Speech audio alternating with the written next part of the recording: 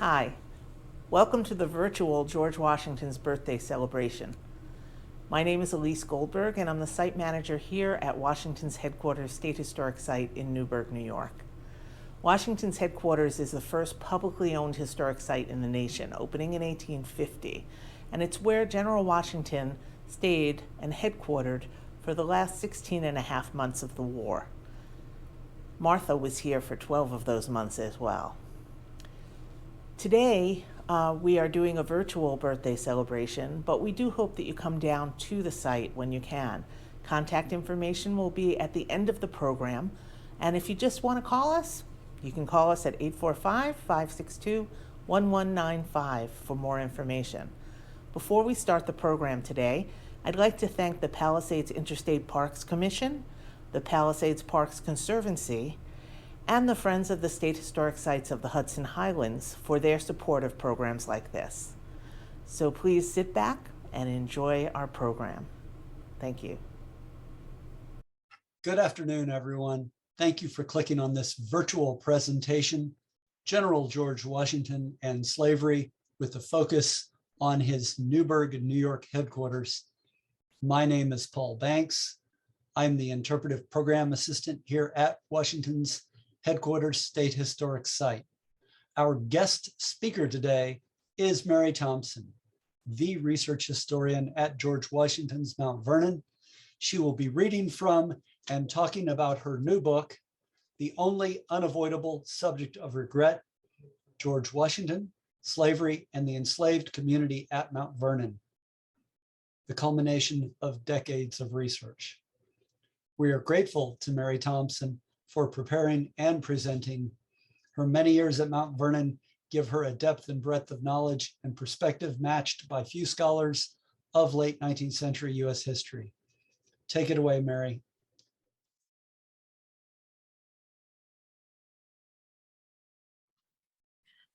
The book, The Only Unavoidable Subject of Regret, George Washington, Slavery and the Enslaved Community at Mount Vernon, was published by the University of Virginia Press in 2019, and is something that I had been working on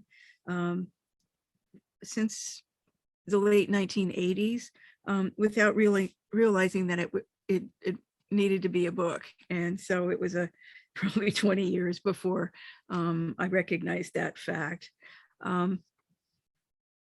So we'll kind of start by setting up the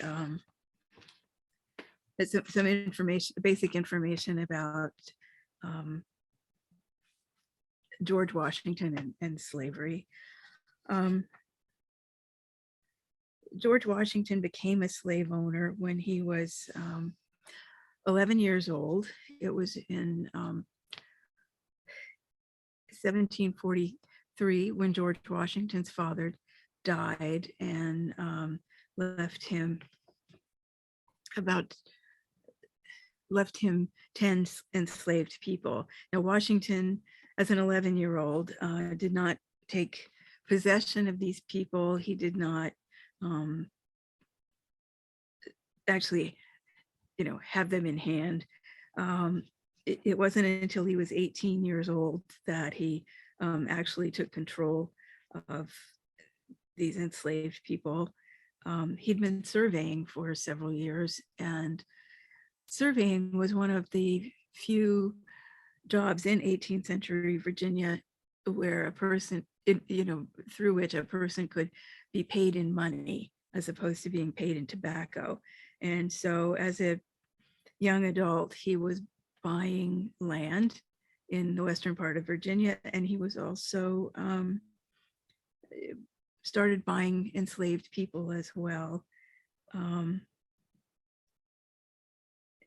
As the young adult, we know that Washington purchased several additional slaves, but it was after his marriage to Martha Dandridge Custis in January 1759 that his overall wealth and his slave holdings increased dramatically. His young bride was the widow of a wealthy planter, Daniel Parke Custis, whose multiple plantations were located over 100 miles south of Mount Vernon in 6 counties along the York River and on the eastern shore of Virginia. Like George Washington, Daniel Parke Custis, who was Martha's first husband, was a fourth generation Virginian, but his family was much wealthier and had fewer children than the Washingtons. By the time of Daniel's father's death in 1749, Daniel was the sole surviving heir, his sister having died 5 years before. He was a good businessman who specialized in growing high quality tobacco for the British market.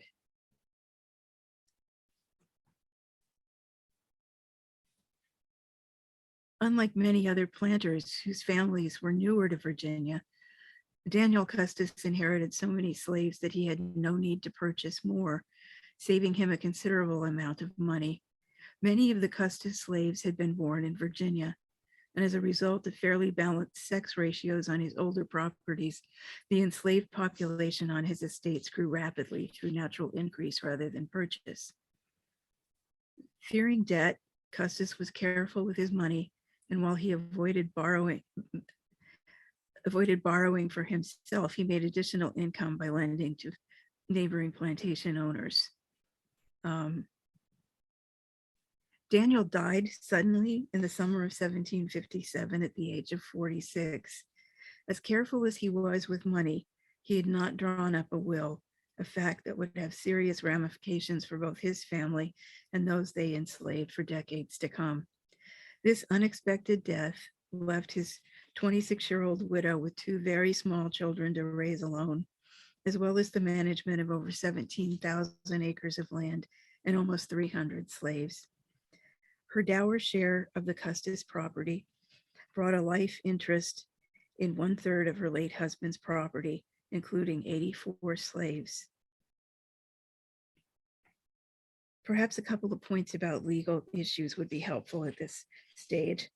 According to 18th century English laws of coverture, an unmarried woman or widow could own and convey property, make a valid contract, sue or be sued, execute a deed, and make a will.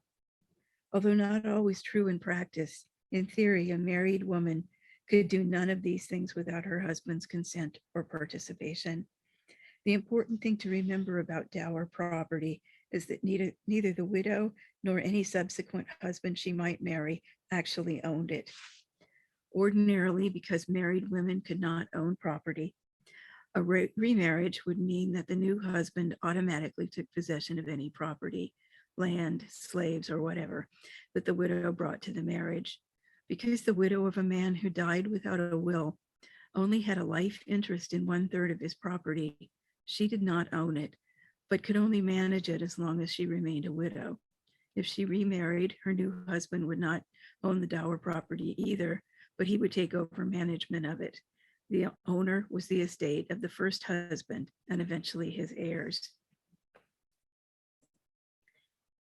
In addition to the enslaved people from the Custis estate, during the 21 years prior to the start of the Revolution, George Washington purchased more than 60 slaves. At least some of the African-born slaves were acquired directly from slave ships, which landed their human cargo on the Maryland side of the Potomac River. The men, women, and children who made up this first generation of enslaved residents during George Washington's proprietorship of Mount Vernon included a mix of peoples with varying degrees of acculturation to the dominant English culture. Some were newly arrived Africans coming either directly from that continent or after being put aboard another vessel in the West Indies. Although it is unlikely, a few others may have come after years of enslavement in the West Indies or Caribbean, whether they had been born there or in Africa. Another group had been born on other plantations in Virginia as the second or third generation of their families in America and had only known life as slaves. Why does it matter what happened on one Virginia plantation 2 centuries in the past? To begin with, George Washington, the man who owned that plantation, was an incredibly important figure in his own lifetime and remains so to this day. In the words of historian Joseph Ellis, Benjamin Franklin was wiser than Washington. Alexander Hamilton was more brilliant. John Adams was better read. Thomas Jefferson was more intellectually sophisticated. James Madison was more politically astute.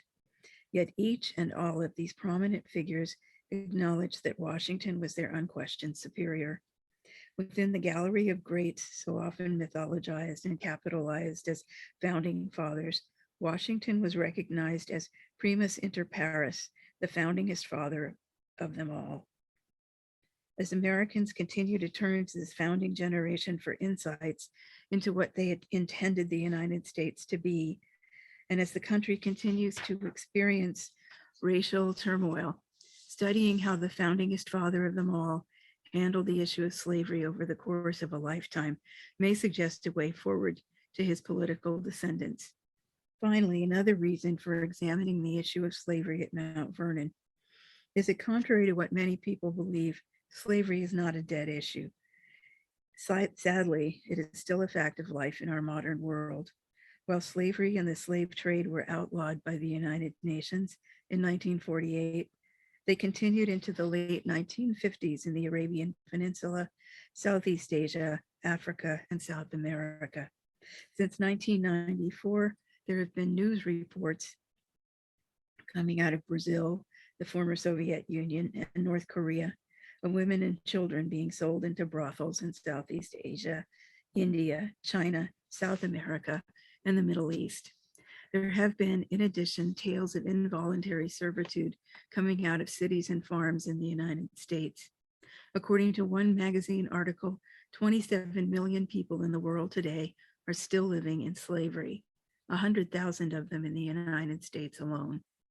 Given the long legacy of slavery in world history, this may be a perennial fight, but perhaps learning about one of the greatest men who ever lived, the enslaved people who shared Mount Vernon with him, and his struggle to do what was right, will inspire a new generation to take up the cause of liberty today. Prior to the American, we're going to look now, I think, at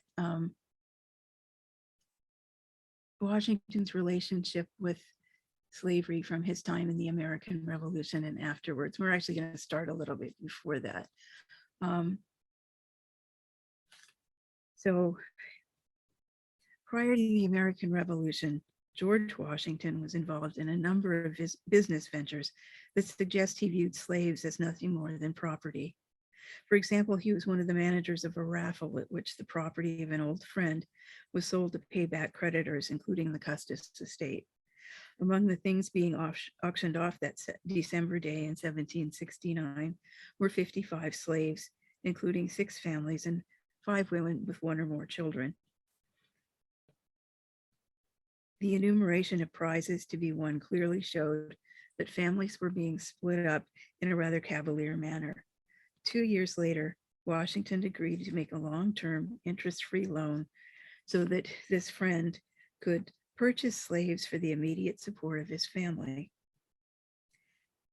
There were several factors that might have led to Washington's early, unthinking acceptance of slavery as an institution. As he was growing up, most of the people with whom he and his family associated were probably either already slave owners or, if not, would have aspired to become slave owners.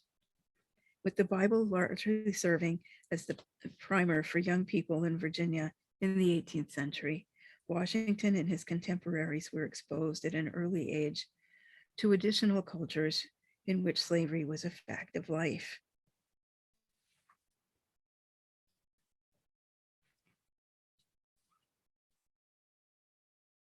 Throughout the Bible, while there are references to slavery, there are no direct indictments of it as an institution. St. Paul's epistle to Philemon deals with the treatment of a runaway slave who was voluntarily returning to his owner after both men became Christians. Paul encouraged Philemon to receive Onesimus back, not as a servant, but rather as a brother beloved. Elsewhere, servants are told to count their own masters worthy of all honor, and if their masters are true believers, not to despise them because they are brethren, but rather do them service because they are faithful and beloved partakers of benefit. While slavery is never condemned or forbidden, there are statements that provide seed for a new way of thinking, perhaps even as far as the abolition of slavery, much as Thomas Jefferson's phrase in the Declaration of Independence that all men are created equal has propelled an expansion of rights to many groups Jefferson probably never intended.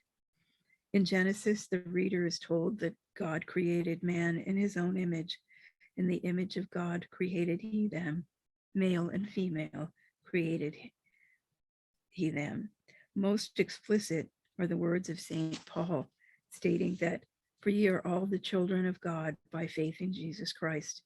There is neither Jew nor Greek, there is neither bond nor slave, there is neither bond nor free, there is neither male nor female, for ye are all one in Christ Jesus." Another source of instruction for small children at this period were authors and stories from ancient Greece and Rome, both societies in which human beings were enslaved. Looking at just one such book aimed primarily at children and young people, the Fables of Aesop feature short stories about people and animals, ending with a moral point. All of these stories taught 18th century children that slavery was something that happened to people who let their emotions get the better of their ability to think, or were greedy or prideful, and may well have led their young readers to believe that enslavement was justified as a form of punishment. Now, we think that George Washington was probably in his early 30s before he ever heard anything critical of slavery. That criticism came from his longtime friend and neighbor, George Mason at Gunston Hall Plantation, who wrote in 1765, "The policy of encouraging the importation of free people and discouraging that of slaves has never been duly considered in this colony, or we should not at this day see one half of our best lands in most parts of the country remain unsettled, and the other cultivated with slaves, not to mention the ill effect such practice has upon the morals and manners of our people. One of the first signs of the decay and perhaps the primary cause of the destruction of the most flourishing government that ever existed was the introduction of great numbers of slaves, an evil very pathetically described by the Roman historians, but 'tis not the present intention to expose our weakness by examining this subject too freely." George Washington's first public statement on the subject 9 years later was less a critique of slavery than of the slave trade. As tensions mounted with Britain, and after Virginia's royal governor dissolved the House of Burgesses, Washington served as chairman of the General Meeting of the Freeholders and Inhabitants of the County of Fairfax to determine what actions he and his fellow citizens were willing to undertake to support Boston, especially in regard to banning commerce with the mother country. The document they drew up and signed, known as the Fairfax County Resolves, included as the 17th item the belief that during our present difficulties and distress, no slaves ought to be imported into any of the British colonies on this continent. And we take this opportunity of declaring our most earnest wishes to see an entire stock forever put to such a wicked, cruel, unusual trade. Now, as Washington goes into the army, takes command of the army in 1775 at the beginning of the Revolution, from then on, we start to see him making statements about slavery and wanting to see it done away with. And the war was pretty much the biggest factor in the change in his views about the institution of slavery. During the conflict, his views on slavery were radically altered, evidence that he truly believed the wartime rhetoric about freedom and liberty. Washington himself made use of this language and could hardly fail to see the irony when he expressed the view to an old friend in the summer of 1774 that the British authorities, from whom we have a right to seek protection, were endeavoring by every piece of art and despotism to fix the shackles of slavery upon the Americans. 2 years later, in orders to his soldiers at Cambridge, He reminded them that it is a noble cause we are engaged in. It is the cause of virtue and mankind, and that freedom or slavery must be the result of our conduct. In July of the same year, Washington challenged the army with the idea that the time had almost arrived, which must probably determine whether Americans are to be free men or slaves. In contrast to their lives as free men who would have any property they can call their own, defeat would mean being consigned to a state of wretchedness from which no human efforts will probably deliver them.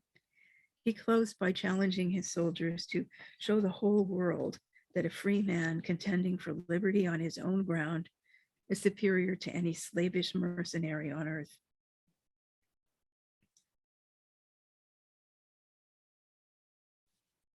When Washington wrote a few years after the close of the war that liberty, when it begins to take root, is a plant of rapid growth, he was simply noting what he had found to be true in his own life. Within 3 years of the start of the war, Washington, who was then 46 years old and had been a slave owner for 35 years, confided to a cousin back in Virginia that he longed every day more and more to get clear of the ownership of slaves. The only option he had for doing this at this point was to offer them for sale. And one thing you need to know at this point is Virginia slave owners were unable to free their enslaved property until 1782, when the House of Burgesses made it possible for people to free their slaves on their own without getting permission of the legislature. As he explained a few months later, it would be a matter of very little consequence to me whether my property is in Negroes or loan office certificates. But in trying to decide about selling them off, he admitted to having scruples arising from a reluctance in offering these people at public venue and on account of the uncertainty of timing the sale well. He also believed that if these poor wretches are to be held in a state of liberty, a state of slavery, I do not see that a change of masters will render it more irksome, provided husband and wife and parents and children are not separated from each other, which is not my intention to do. About a decade later, Washington refused to purchase a particular slave, commenting that he already had as many slaves as I wish, and that he was not willing to exchange others for him, because I did not think it would be agreeable to their inclinations to leave their connections here, and it is inconsistent with my feelings to compel them. These scruples would have important implications for the management of Mount Vernon after the war.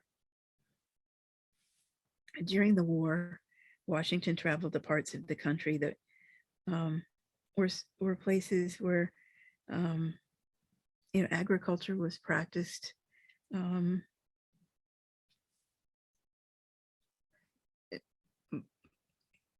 without slave labor. It was also during the war that Washington saw Black soldiers in action, fighting alongside whites in the Continental Army. In fact, within 7 months of taking command of the Army, Washington approved the enlistment of free Black soldiers, something he and the other general officers had originally opposed.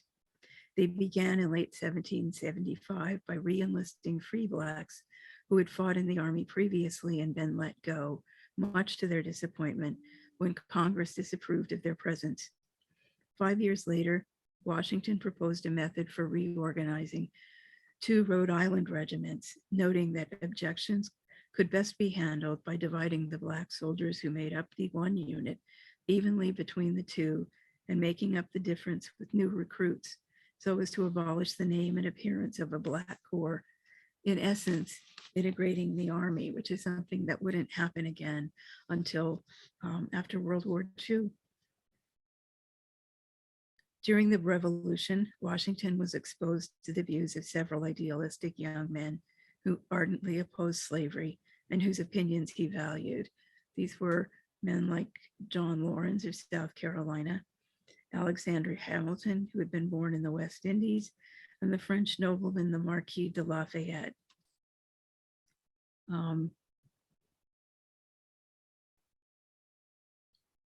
These young men were close to Washington and not afraid to give him their honest opinions. They were together for days on end in tight quarters, ate together on a daily basis, and are known to have spent hours at and after dinner talking. Alexander Hamilton, after the war, would be one of the earliest supporters of the Society for Promoting the Manumission of Slaves in New York, and had signed a petition to the New York legislature calling for the abolition of the slave trade, something he referred to as a commerce repugnant to humanity and inconsistent with the liberality and justice which should distinguish a free and enlightened people.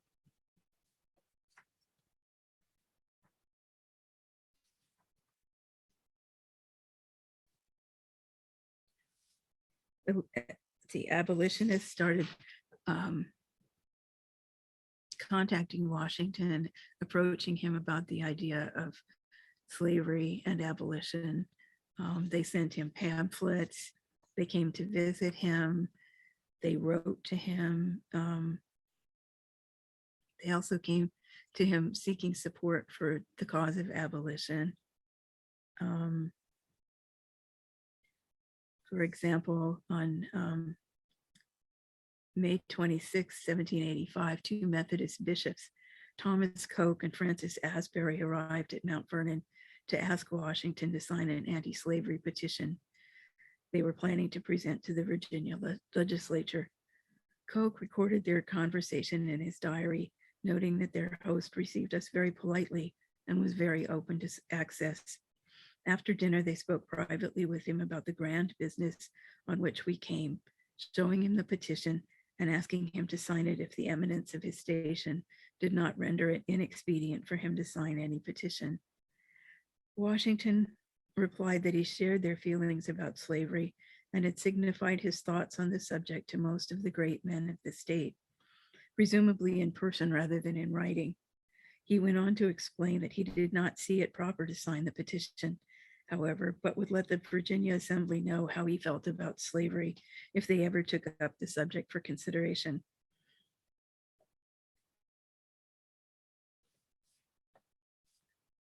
He continued through the rest of his life to be a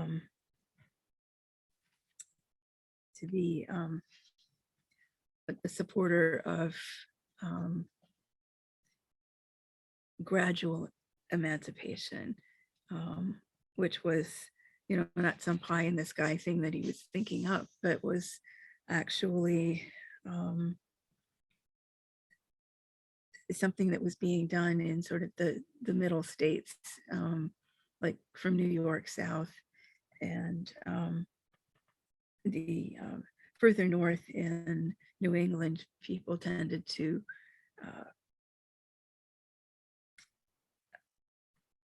go ahead and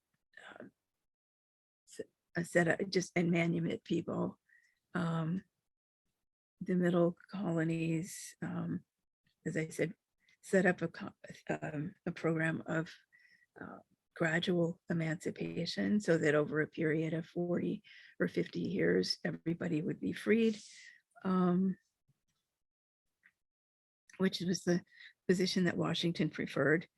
And then in the deep South, Georgia, South Carolina, North Carolina, South Carolina, and Georgia, no one was pushing for emancipation. And we would end up, of course, having a civil war to settle the issue. Let's see. Now, one of the things that Newburgh and the other homes are, the other headquarters that Washington stayed in during the Revolutionary War, during the winter months when the army wasn't in the field. People have been very interested in Martha Washington's trips to the headquarters, and also who may have accompanied her to the headquarters buildings in the army camps. So, of course, Martha Washington and George Washington spent about a year. So from basically November 1782 to late 1783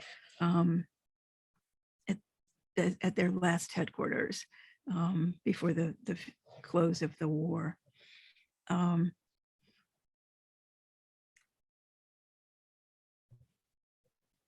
By mid-November of 1782, Martha was making what would be her last trip to her husband's winter headquarters, this time in the company of a family friend, Dr. David Stewart, who would marry Martha's widowed daughter-in-law, Eleanor Calvert Custis, in about a year and become the stepfather of her 4 grandchildren.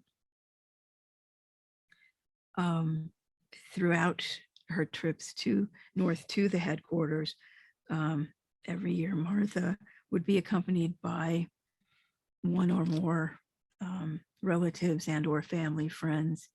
I think partly to protect her and also so that, she wasn't a woman traveling alone. The people were worried about her from the first year of the war, that the British would try to capture her and hold her for a ransom, or use her as a way to get the war to stop. So I think this is another reason why these people were traveling with her. We think that Mount Vernon's farm manager, Lund Washington, may have planned to accompany Martha on her trip north that year, but stayed home. We think it was probably because his wife, Elizabeth, was about to give birth. While plans originally called for Martha to stop the trip as she had before in Philadelphia, she decided to hurry north this time.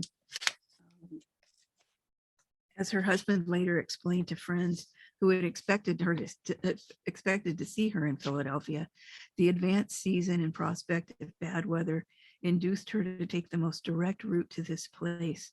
Otherwise, she would have had the pleasure of seeing them in Philadelphia. Martha Washington arrived at Newburgh on 30 November 1782. Either she or Lund could have been the source of the unwelcome information that one of George and Martha's favorite nephews was in a very declining state of health, supposed to be in a consumption, meaning he had tuberculosis. During her time at headquarters, Martha Washington busied herself with the kinds of activities which had largely filled her life during the war or before the war. A month before her arrival, George Washington ordered a book of psalms and hymns for his deeply religious wife, written by the eminent British clergyman and songwriter Isaac Watts. Let's see. She also found time for sewing. In January of 1783, in an order for clothing fabric for himself, Washington also ordered 6 yards of a very fine muslin, 1.5 yards wide, which she had requested. In June, she asked for 3 yards of black silk, like the enclosed, for repairing some of her old gowns. Not all of the sewing was being done by herself. In March, she sent was being done for herself. In March, she sent 2 hairnets to Major General Henry Knox, which would have been used to contain his queue, the hair pulled back and gathered at the back of his neck in military style. Supply problems had prevented her from finishing them as soon as she would have liked. She commented that the nets would have been sent long ago, but for want of tape, which was necessary to finish them and which was not obtained until yesterday.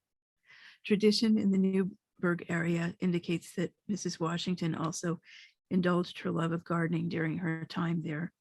According to 19th century historian Benson Lossing, on the slope in front of headquarters, she had a rich garden of vegetables and flowers in which her own hands were often employed.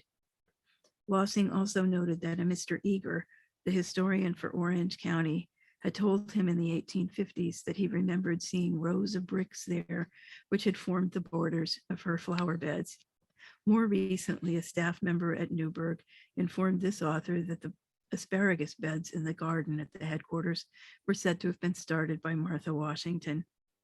In addition to these private activities, Martha also helped out a bit, as she had before, as a secretary in her husband's busy office, making copies of letters for his records. Throughout the long years of the war, the illnesses and deaths of various family members pulled Martha Washington in several directions.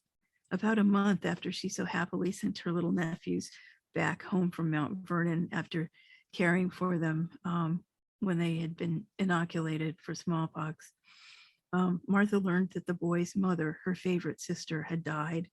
She wrote her newly widowed brother-in-law from Mount Vernon to assure him that nothing in this world do I wish for more sincerely than to be with you. But alas, I am so situated at this time that I cannot leave home. The general has wrote to me that he cannot come home this winter, but as soon as the army under his command goes into winter quarters, he will send for me. If he does, I must go. About a year later, she learned of the severe illness of her mother and wistfully confided to her brother, I wish I was near enough to come to see you and her. I am very uneasy at this time. I've some reason to expect that I shall take another trip to the northward. The poor general is not likely to come to see us from what I can hear. I expect to hear certainly by the next post. If I do, I shall write to you to inform you and my friends if I am so happy to stay at home. Now, one of the issues we have about trying to study Martha's life in camp and all the things that happened to her. Mostly we have to use George Washington's correspondence with government officials and soldiers under his command to find out more about the situation in camp and what's happening. Probably the biggest reason we don't know as much as we would like is that Martha Washington destroyed almost all of her correspondence with George Washington following his death in 1799, which was probably done to protect their privacy. There's evidence from some of the other letters she wrote that to other people that she felt that she'd already given enough to the country. Now, this was the destruction of a spouse's correspondence with you and your own with this deceased person was nothing unusual in the founding generation. For example, we know that both Thomas Jefferson and James Monroe did the same things when their wives died. So for George and Martha and Thomas Jefferson and his wife Martha and James and Elizabeth Monroe, we don't have that telling correspondence such as exists for the Adams family, which is just a great loss to historians everywhere, I think. Now, one document that has helped a great deal in trying to learn a little more about the circumstances of Martha's going north during the winter. And I should probably explain that we talk about Martha Washington spending every winter of the war at her husband's headquarters. This makes it sound like it was maybe 2 or 3 months a year for the 8 years of the war. And actually, when we were working on pulling together what we knew about Martha Washington's life, as we were coming up on the 200th anniversary of her death in 2002, one of the things we learned was that if you add up all the months that Martha Washington is either in camp with her husband or nearby, hoping to be able to spend more time with him, one of the things we discovered was that in the several months, sometimes more. George and Martha Washington, for example, at Newburgh were there for about a year. There were other headquarters where they stayed, or Martha was there, somewhere in between 3 months and 10 months.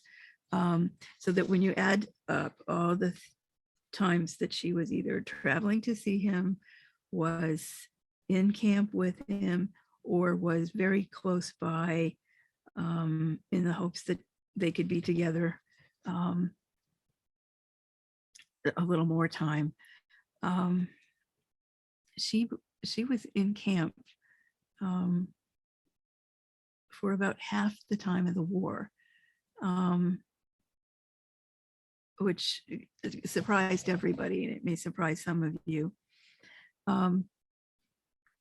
Now, one of the documents that we do have that is a really good source for what life was like at Mount Vernon during the war, but also gives you some hints about what was life like in the, what preparations were made for Martha to get to camp and that sort of thing.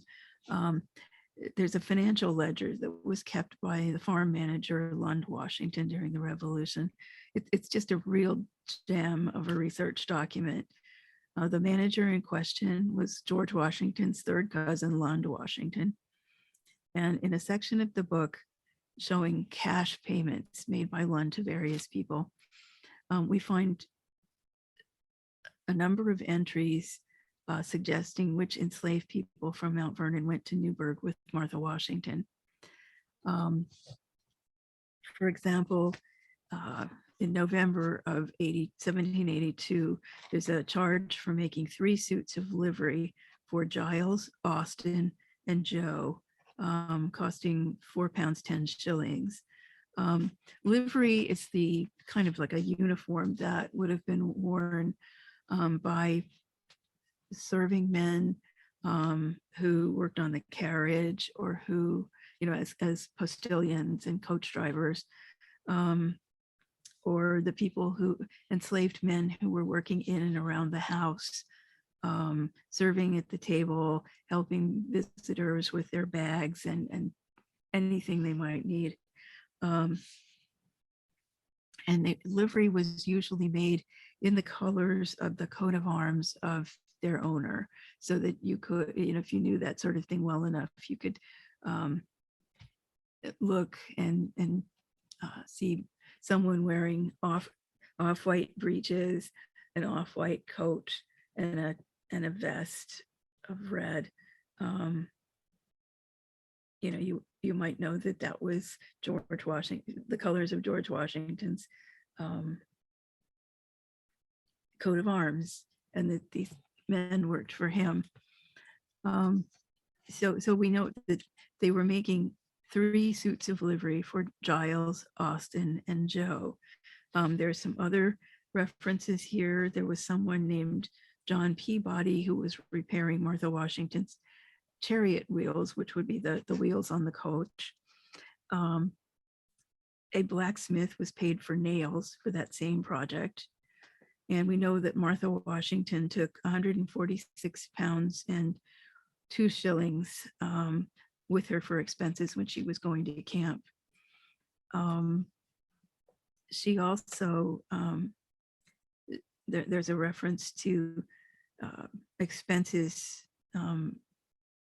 when she and Dr. Stewart were traveling up to camp, and they, at least as far as the Delaware River, they had they spent 27 pounds, 4 shillings and 2 pence on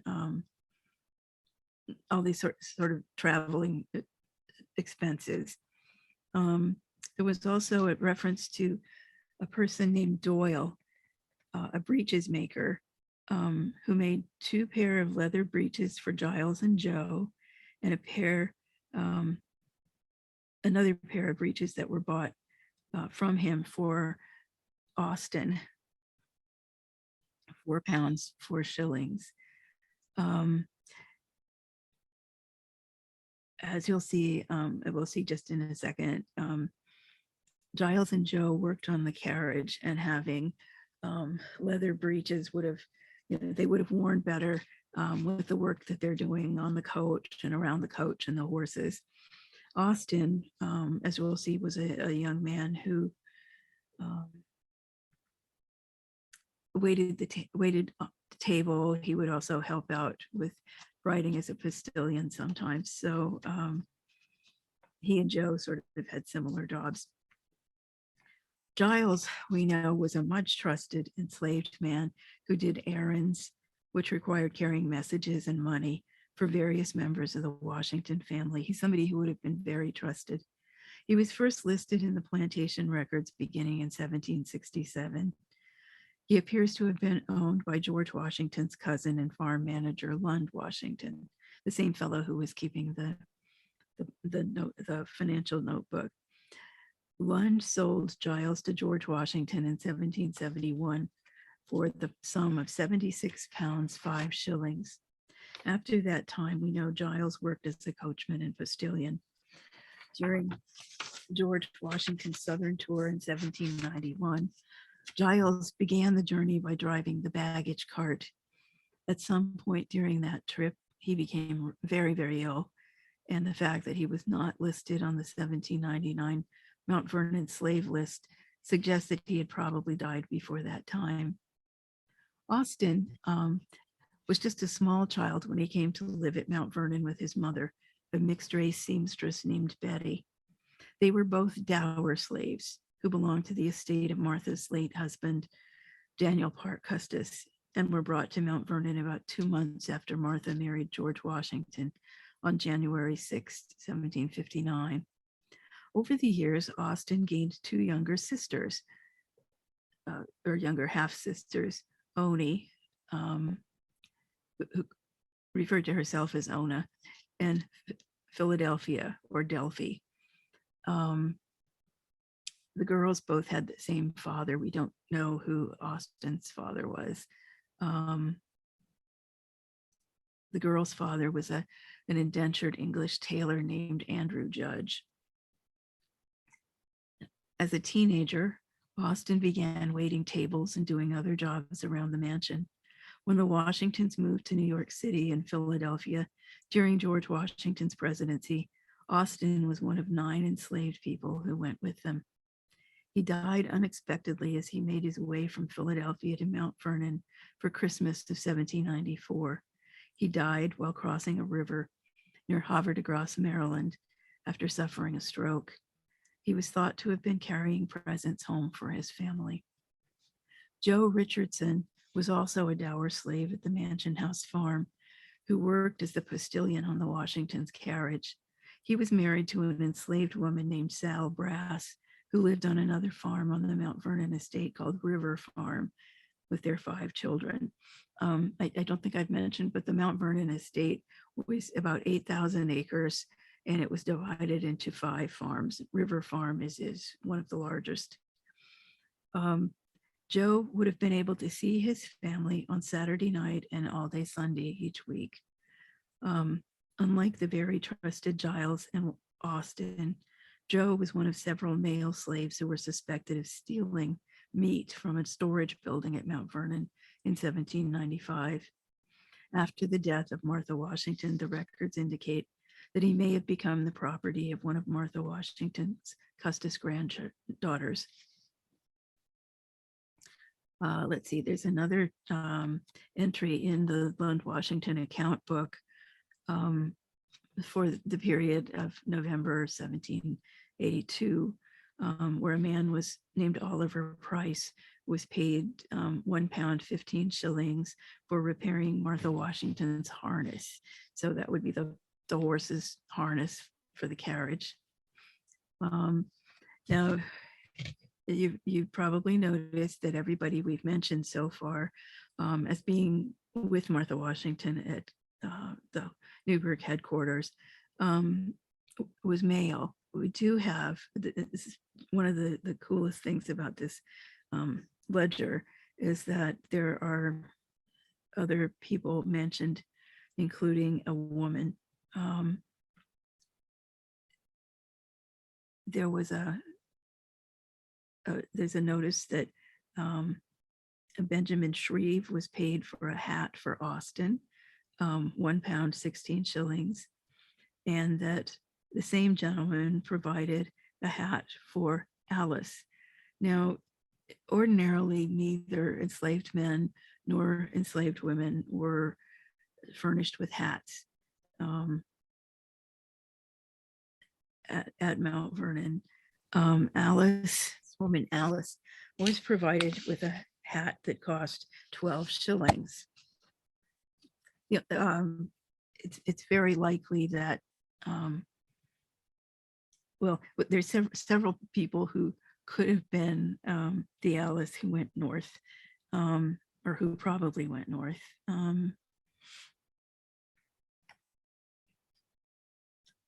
There were 3 women named Alice or Alcy on the slave list from 1786. The first one was a dower slave who lived on the Mansion House farm, which is where the Mount Vernon house was, in 1799. She worked as a spinner, and we think she was probably the daughter of Old Doll, who was the cook for many years.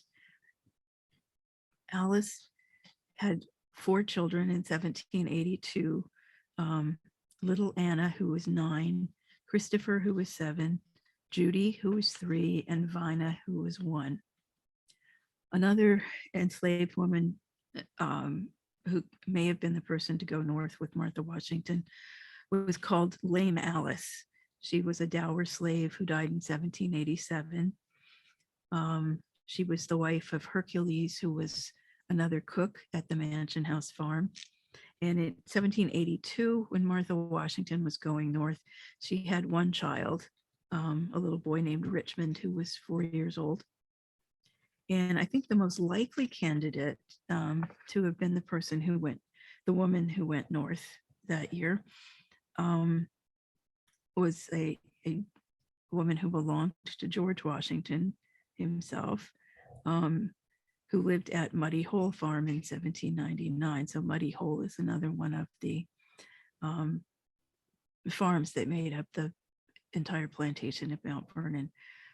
This Alice was 21 years old in 1782, and she doesn't seem to have had any children at that time. So my guess is that the third person is probably more likely to have been the Alice who traveled with Martha Washington, because she would have had no children. But it's also possible that whether or not the women had children wasn't a factor in making the decision about which woman was to take north. The fact that Lame Alice was disabled might have disqualified her from making such a hard trip, but we don't know. Doll's daughter Alice had 3 children in 1782, which might have disqualified her from going north. But she also had a number of other relatives living at Mount Vernon who could have looked after the children while she was gone. So right now we just don't know who it was that for sure who went north with Martha. Need to look a little more. I want to know a little more about William Lee, or we should talk a little more about him. William was a house servant at Mount Vernon who was with George Washington for the entirety of the war. And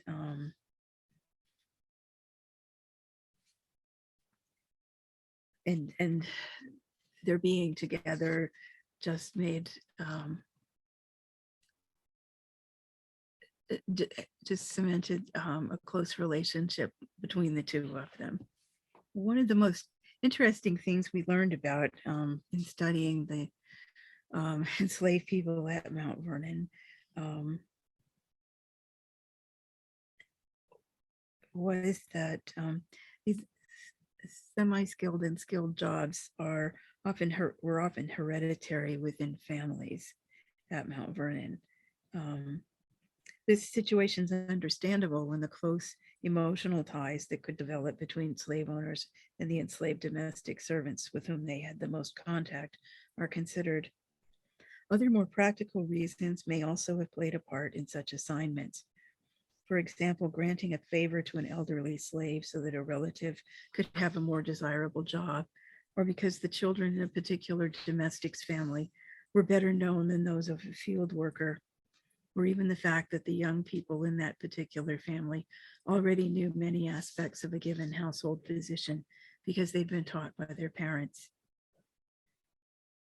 At Mount Vernon, the family headed by Old Doll is a good example of the passing on of an occupation from one generation to the next. Doll was 38 years old when she came to Mount Vernon from the Custis estate near Williamsburg, shortly after the young widow Martha Dandridge Custis married George Washington in 1759. In the next generation, Doll's daughter Lucy took over as one of the cooks after Doll became too old to work. Lucy was married to Frank Lee, the butler. His brother, Billy Lee, who was George Washington's valet, was injured in a series of accidents in the 1780s, which left him lame and unable to perform his duties. At this point, the third generation of the family entered the picture. Doll's other daughter, Elsie or Alice, one of the spinners who we just talked about, had a son named Christopher Shields, who eventually replaced Billy, his uncle by marriage, as Washington's personal servant, while Alice's daughter Anna worked alongside her, producing thread. The hereditary nature of some of these positions continued even after George and Martha Washington died. The young man who served as valet to Martha Washington's grandson at Arlington for many years was Philip Lee, the son of Lucy and Frank Lee, nephew to Billy Lee, and grandson of Old Doll. There are indications that slaves and other servants may have been considered somewhat childlike and humorous in the culture at large, and also sometimes at Mount Vernon. Martha Washington's grandson related that during the Battle of Monmouth, George Washington turned to his officers and called their attention to a small hill where their valets, including his body servant Billy Lee, who was looking through a telescope, had gathered to watch the battle. The general suggested that this mounted group, which probably included both free whites and slaves, was a tempting target, commenting, "See those fellows collecting on yonder height? The enemy will fire on them to a certainty."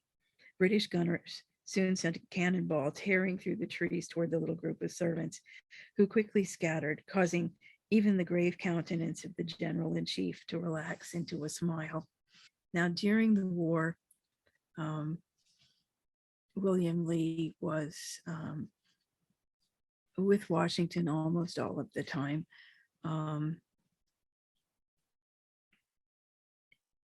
In later years, he would go with him to the Constitutional Convention. He would go with him to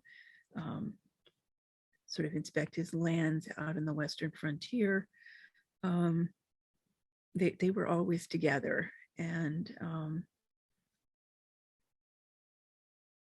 during the war, Billy became friends with a lot of the young officers on Washington's staff who were part of the headquarters staff, and also just some of the other people around the camp. So he was close to the Marquis de Lafayette. He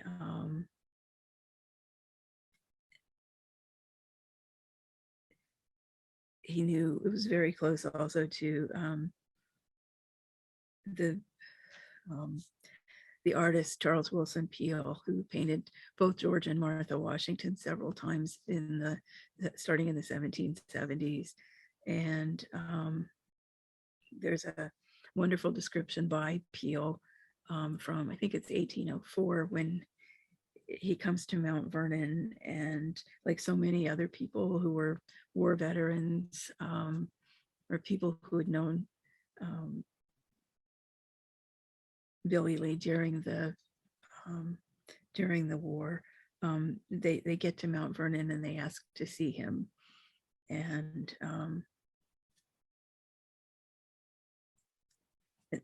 want to spend time with him, and they're swapping, war stories and things like that. And there are some descriptions of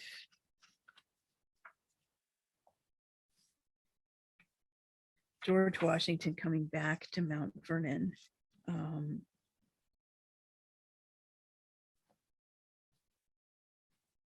Despite the differences in status and culture, there is evidence that affectionate ties developed between the Washingtons and some of their enslaved laborers. Colonel David Humphreys, one of Washington's military aides, was with him for two important arrivals at Mount Vernon, the first in September 1781, after an absence of over 6.5 years at the war, as Washington made his way to the climactic battle at Yorktown. The second was on Christmas Eve, 1783, at the very end of the Revolution.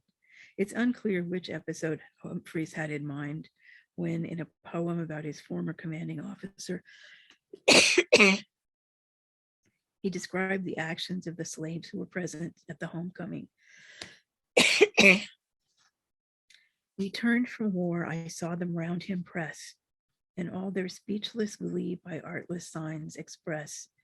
In his commentary on this scene, biographer James Thomas Flexer noted that while it could be interpreted as having similar accounts, could be interpreted as have similar accounts concerning other celebrated slaveholders, to demonstrate that the proprietor was loved by his Negroes. Still, he cautioned, since the slaves left almost no written records, their emotions can only be fathomed through imaginations too easily colored by the preconception of the imaginers. Certain it is that a yearning for the proprietor's presence could be purely practical. The owners served as a court of appeal from often brutal overseers.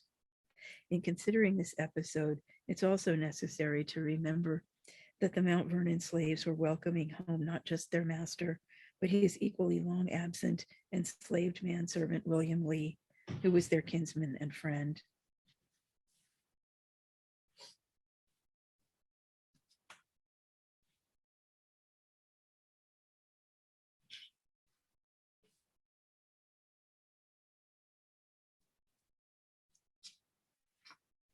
Oh, perhaps the best example of an affectionate relationship between master and slave at Mount Vernon was George Washington's association with William, or Billy Lee, his valet, who was described by a contemporary as being always at Washington's side. Purchased from a distant relative, Mary Smith Ball Lee, in 1768, Billy Lee accompanied George Washington to war, serving faithfully for all 8 years of the Revolution. Washington never forgot Lee's loyalty. Several years after the war, although he was not fond of the woman Lee had married in Philadelphia, Washington tried to get a passage for her to Mount Vernon because of his feelings of affection and appreciation for Billy, who had, quote, lived with me so long and followed my fortunes through the war with fidelity. When Washington again left Mount Vernon for the presidency, Lee wanted to go along, even though 2 accidents in the intervening years had left him an invalid. Washington's secretary wrote that the president would prefer for Lee to remain at Mount Vernon because he would probably, due to his infirmity, be of little use in the busy executive mansion and might even need someone to look after him. However, Tobias Lear, Washington's secretary, wrote, if he is still anxious to come on, the president would gratify him, although he will be troublesome. He's been an old and faithful servant. This is enough for the president to gratify him in every reasonable wish. 10 years later, in one of his final acts, Washington rewarded Lee for his faithfulness, making him the only one of the Mount Vernon slaves to be freed outright immediately on Washington's death. This provision of freedom and an annuity of $30 was given as a testimony of my sense of his attachment to me and for his faithful services during the Revolutionary War. It was not unusual for slaves to be injured while performing their work. Perhaps the best known case is that of Washington's valet, Billy Lee, who was surveying with his master and several other people in the spring of 1785 when he fell and broke the pan of his knee, or his kneecap. Washington noted that it was only with much difficulty I was able to get him to Abingdon, the home of his late stepson, John Parke Custis, having been obliged to get a sled to carry him on, as he could neither walk, stand, or ride. Sadly, about 3 years later, while on a trip into the post office in Alexandria, Lee once again fell at Mr. Porter's door and broke the pan of his other knee. he would eventually be permanently disabled by these falls.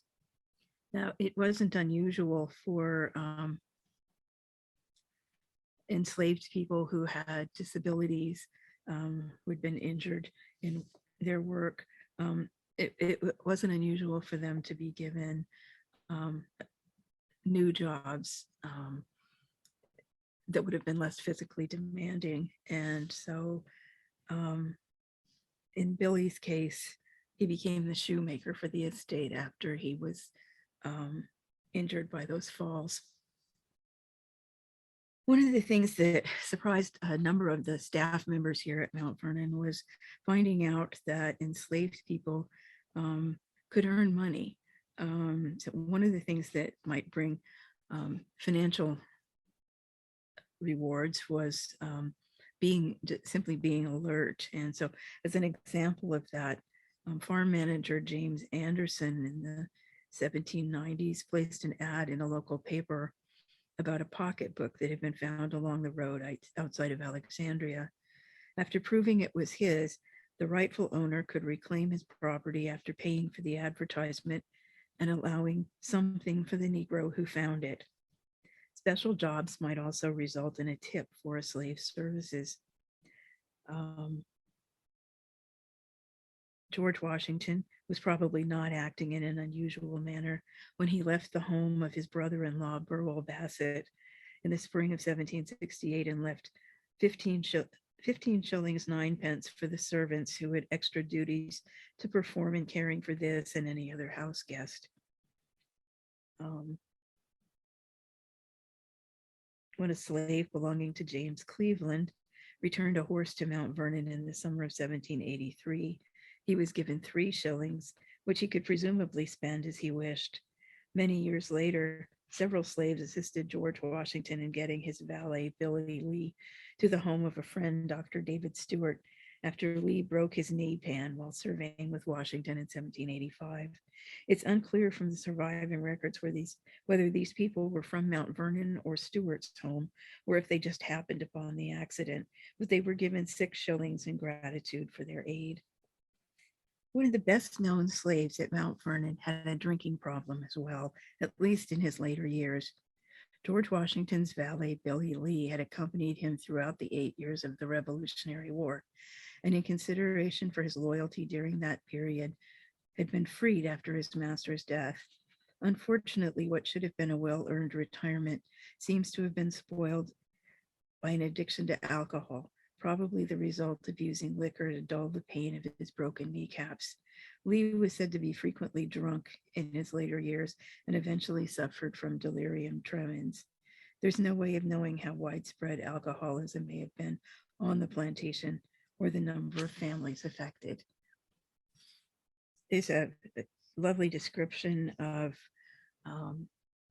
visitors at Mount Vernon in the 1850s, what they saw, people they talked to on the estate.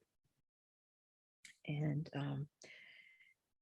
one of the things they did was go to the slave burial ground, which is located just a few, relatively few feet from the Washington's tomb. But a visitor who was here in the 1840s described seeing some servants busy in a little grove in front of the new tomb, where they were enclosing with a paling fence a grave very neatly sodded. It was the grave of a favorite servant, an aged colored woman whose good and amiable character won respect and regard. Nearby, a workman pointed out the grave of Billy Lee, Washington's favorite servant, who was with him in his campaigns, fulfilling his simple duties faithfully and affectionately. The spot is not forgotten, though the tramp of passing years has leveled the little mound over the grave. At that point, Lee had been dead for 35 years, plenty of time for the burial mound to subside. And like a number of the older slaves that were freed after George Washington's death,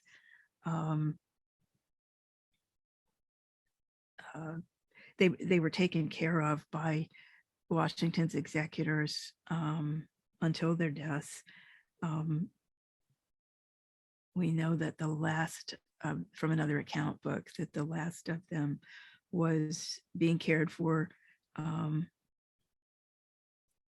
by the executors and by Washington's estate until the early 1830s. So Billy died about 20 years before those other mostly elderly ladies died. Okay, it was during the summer of 1799 that Washington sat down in his study at Mount Vernon to draw up a will. He earlier, when he went off to fight in the Revolution, before he left to take command of the army in Cambridge, Massachusetts, he left Philadelphia, or a little before he left Philadelphia, he and he was there for the Continental Congress. He decided to make up a will, probably remembering what a mess Daniel Custis had left with because he didn't have a will. So before he goes off to war, Washington has a will drawn up, leaving, if I remember correctly, everything to Martha. And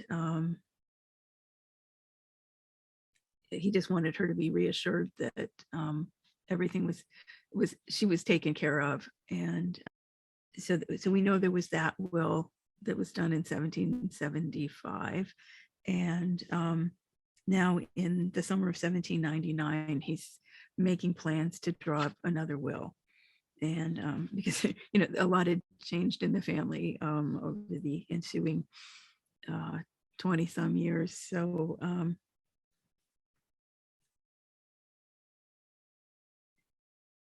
and one of the things he does in this will is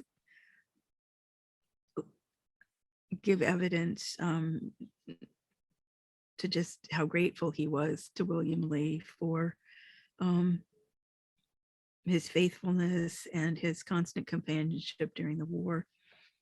So after arranging for his remaining debts to be paid and leaving the use, profit, and benefit of my whole estate for the term of her natural life to his widow, Washington provided for the manumission of those slaves who belonged to him following Mrs. Washington's death. The only exception was in the case of William Lee. And to my mulatto man, William, calling himself William Lee, I give immediate freedom, or if he should prefer it, on account of the accidents which have befallen him and which have rendered him incapable of walking or of any active employment, to remain in the situation he now is. It shall be optional in him to do so. So he had the choice to be to either remain enslaved or to be freed. In either case, however, I allow him an annuity of $30 during his natural life, and this I give him as a testimony of my sense of his attachment to me and for his faithful services during the Revolutionary War. The kind of thing that Washington was so grateful for is not just Billy's companionship, I think, but his fidelity, the fact that even though the British were offering to free enslaved people who would go over to the British side and fight with them, Billy didn't do that. And he stayed with Washington for 8 years. He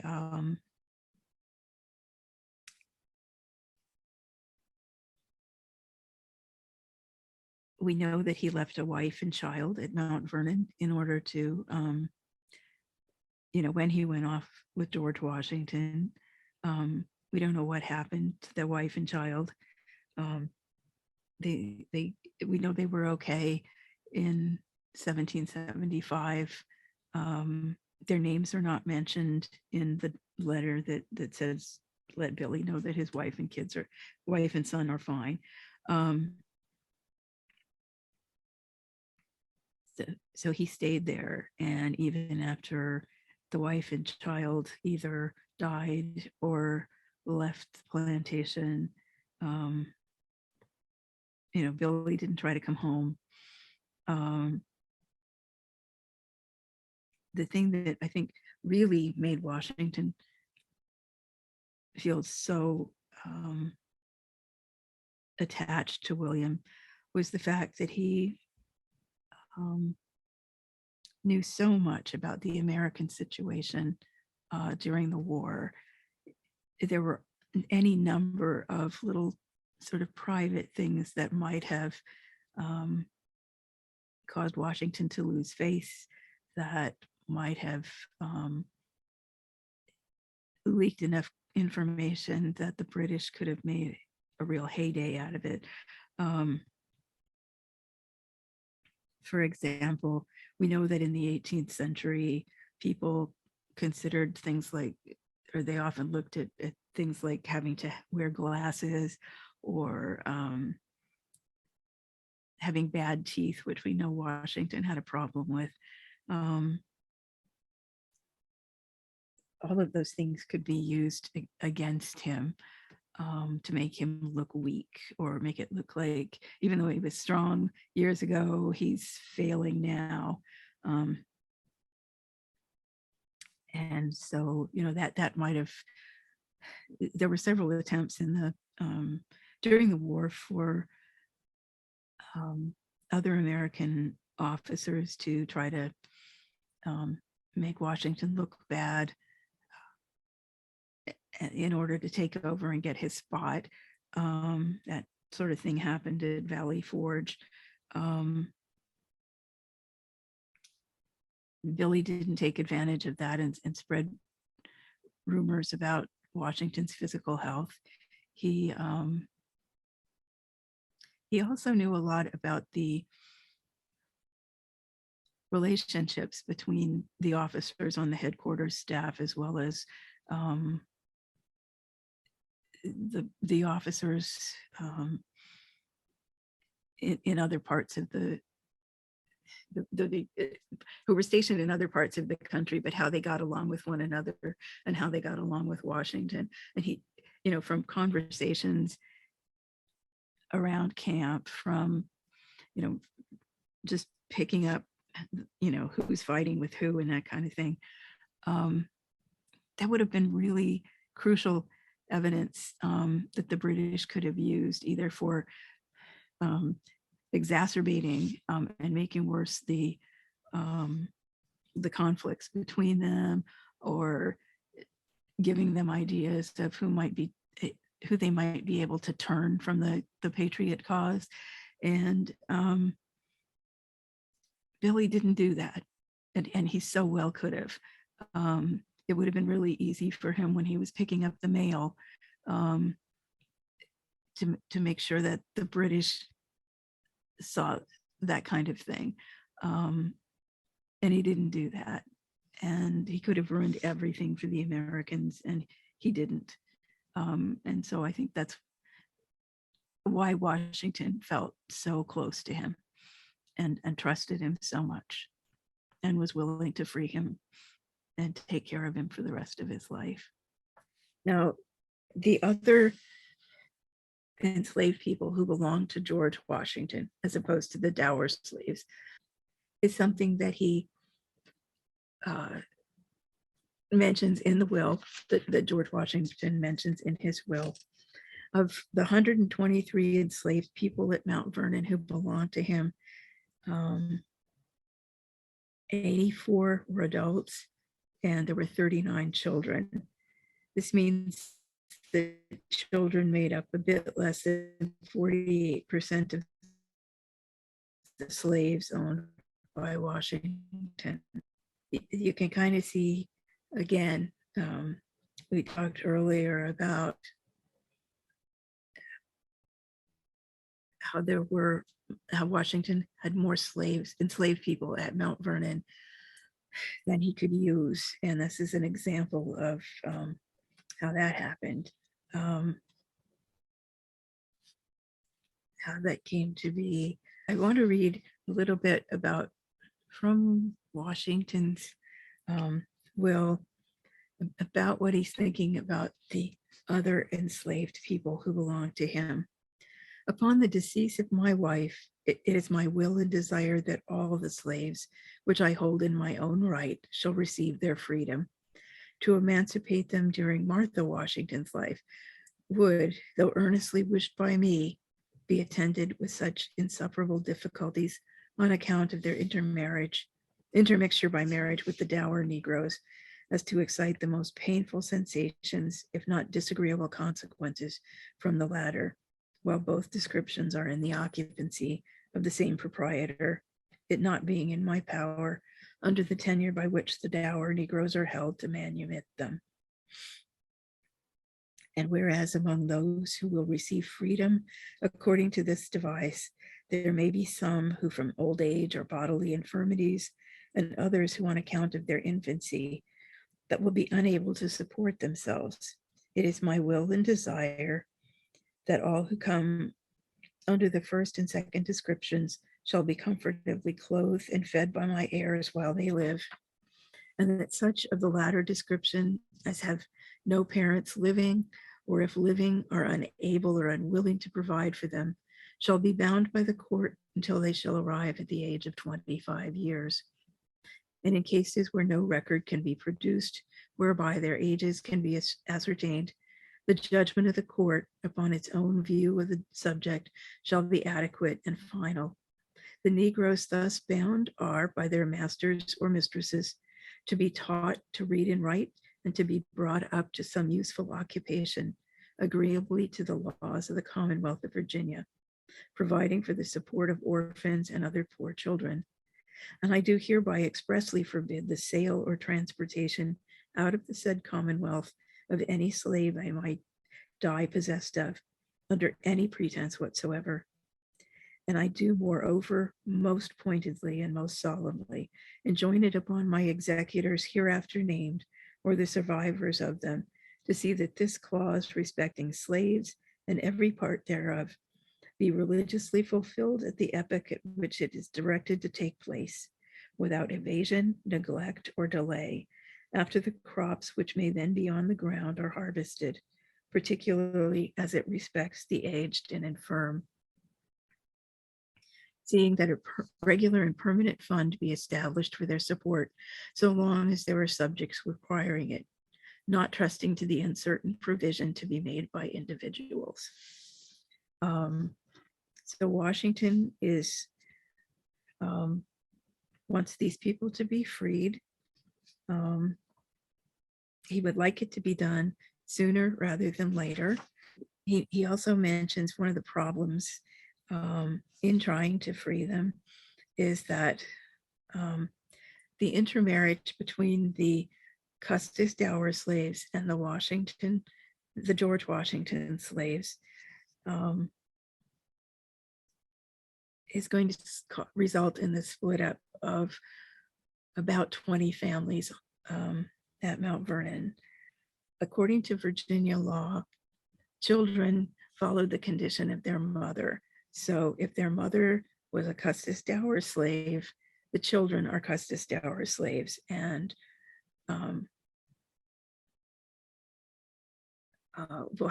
will be divided up among Martha Washington's 4 grandchildren. Though if a child's mother belonged to George Washington, she and the children would go free following George Washington's death. There's at least one case I know of where one of the female slaves lived on one of the outlying farms. She was a field worker. She had 5 or 6 children and was married to one of the men who belonged to the Custis family. So that family was going to be broken up, and she and the children would be free and her husband would remain enslaved. It's kind of hard to think about, what would a woman who only knew how to do field work, how would she support herself? Would people hire her? she's alone without a spouse, because that relationship got, they could not be free together. So she's got 5 or 6 children, and she works as a field laborer. What's going to happen to that family? We don't know.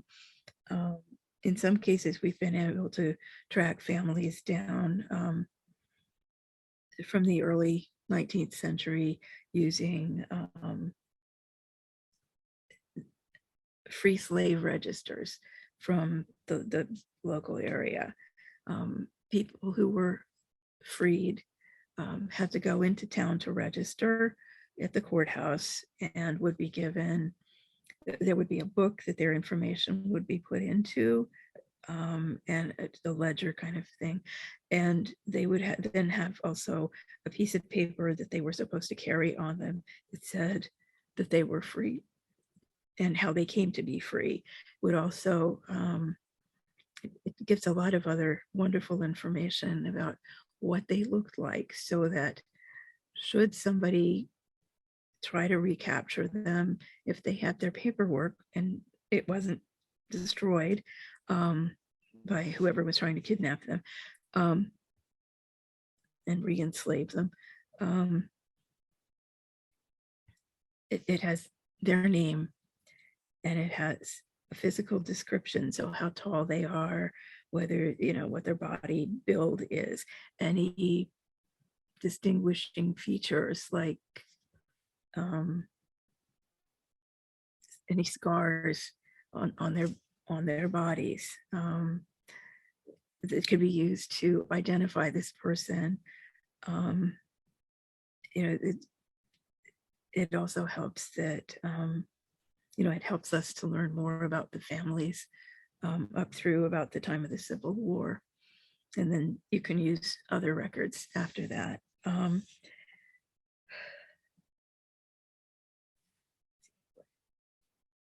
Now, Martha Washington did what her husband wanted her to do, to free his slaves. And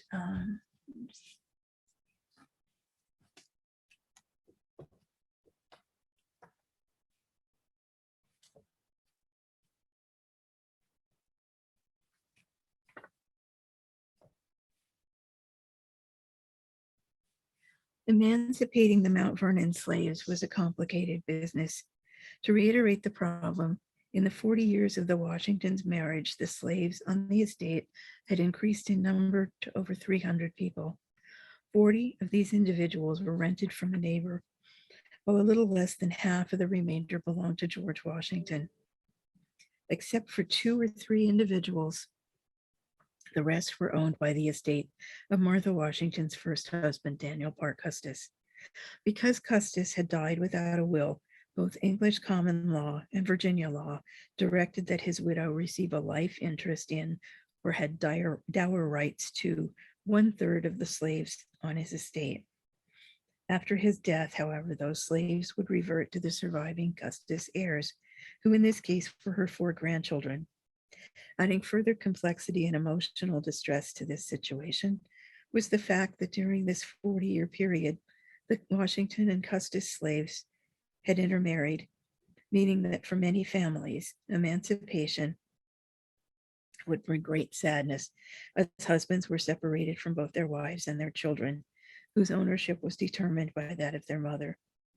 About 20 couples and their children were divided for this reason, including a number of people featured in the pages of the book.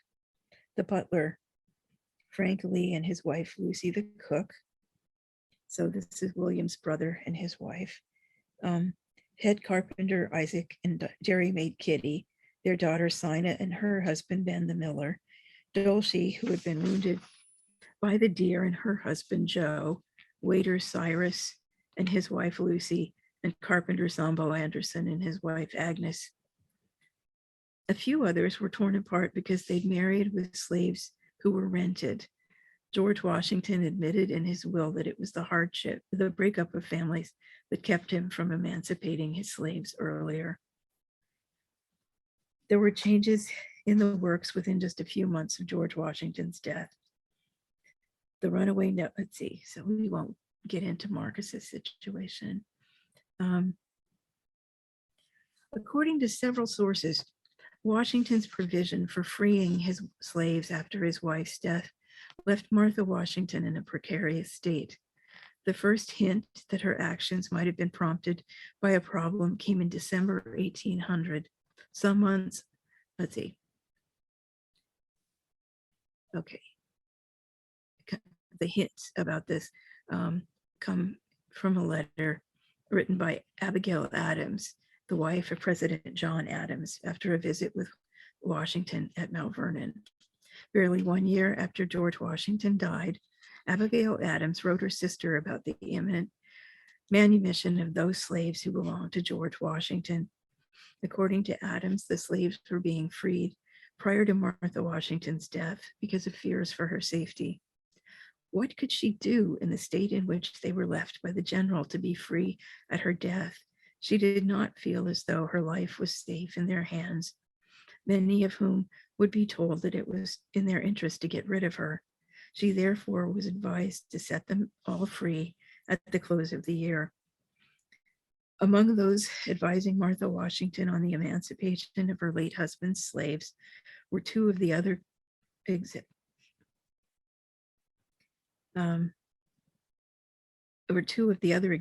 of his will, her grandson, George Washington Parke Custis, and George Washington's nephew, Supreme Court Justice Bushrod Washington. Also helping out was Chief Justice John Marshall of the Supreme Court, who was a friend of the family.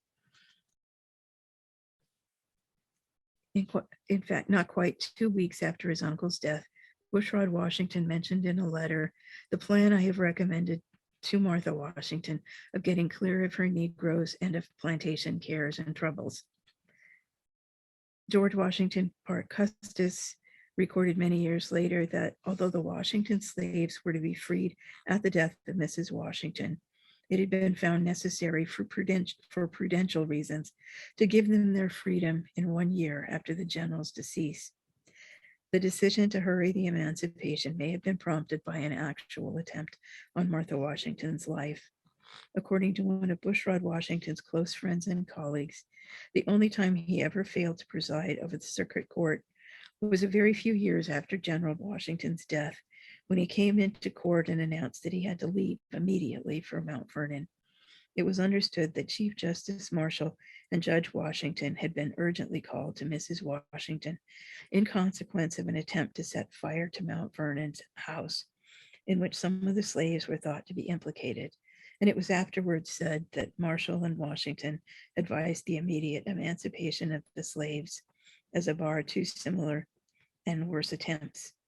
In December 1800, Martha Washington signed a deed of manumission for her deceased husband's slaves, a transaction that's recorded in the abstracts of the Fairfax County, Virginia court records. They would become free on January 1st, 1801.